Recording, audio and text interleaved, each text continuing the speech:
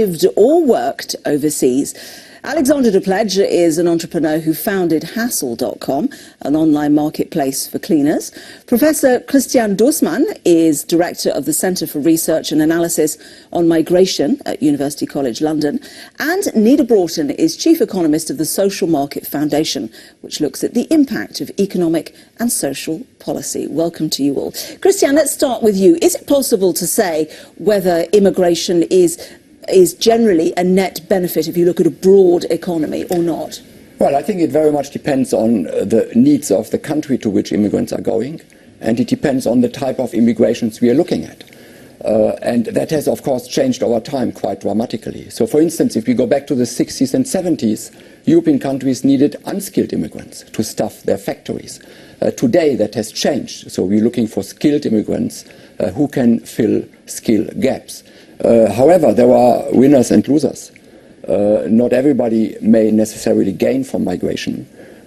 Some people may be in competition with immigrants, and that happens particularly at the low end of the wage distribution, while others, to whom immigrants are what we call complements in the way they are producing, are certainly benefiting. So, Nida, if we went to a situation whereby there was a level playing field for EU workers and non-EU workers, how might that affect the picture, do you think? Clearly there is a question also about what kinds of workers firms will actually be able to recruit. So more likely than not, you'd probably end up with some kind of system that was skewed towards higher paid, higher skilled workers. Obviously that's okay if you're a firm that hires those sorts of workers, but actually, you know, for firms, say in the accommodation sector, in the food sector, they're very dependent actually on the lower skilled end, and they probably won't be able to fill those jobs anymore if we don't have freedom of movement. Christian, does the picture vary according to whether you're talking about low-skilled labour coming in or high-skilled labour coming in, or is it necessary right across the board if you're going to have a net economic impact which is positive? Well, I think Nida pointed out a very important point. So if we look at, for instance, the UK agricultural sector, that sector is producing a good which is traded in international markets. So the blueberries produced in the UK can also be sourced from Poland. Now, in order to be competitive for a blueberry producing company in the UK, the company has to produce for at least the same price than the Polish company. Paying very high wages, of course, would very seriously harm that possibility. And we have in all European countries agricultural workers coming from further eastern countries to do this type of work for wages which allow companies to be competitive. And just to add another point to that is that a lot of these workers are highly, highly flexible. So, for example, your seasonal fruit picking is the obvious example where you've got people who are prepared to come in for a short period of time and then return afterwards. What happens to those sorts of workers? And, fruit picking's an example, but it happens, across sectors. You get workers who come in temporarily when firms here would otherwise be at full capacity. They do the jobs, then they return. And, that's a net benefit to the economy. And Alex, as somebody who founded a business, and you're very dependent in this particular case on EU workers, it's essential for you. Why?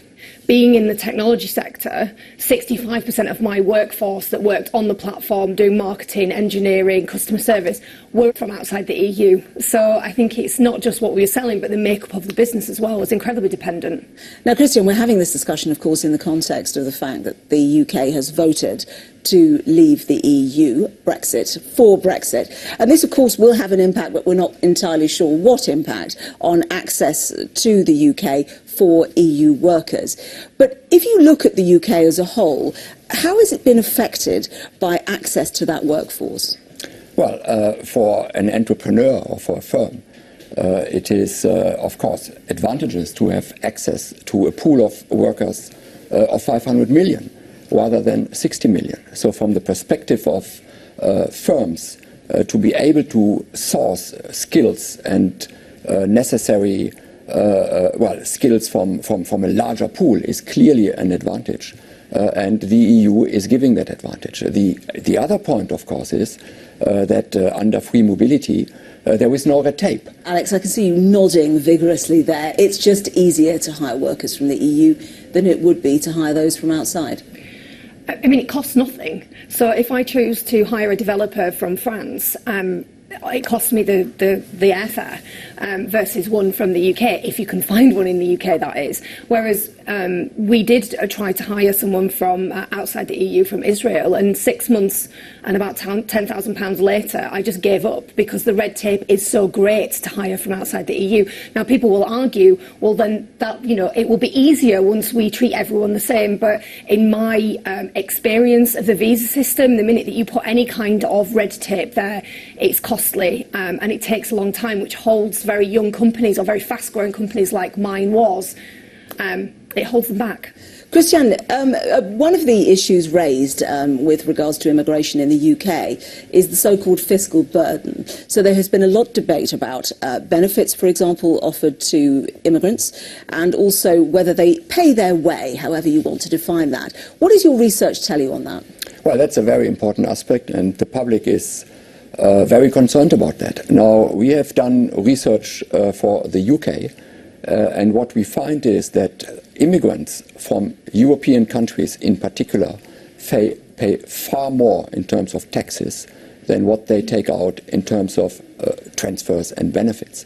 So they are a clear fiscal net contribution to the UK system. Why is that the case, do you think? The reasons, there are several reasons for that. One reason is they draw less on benefits.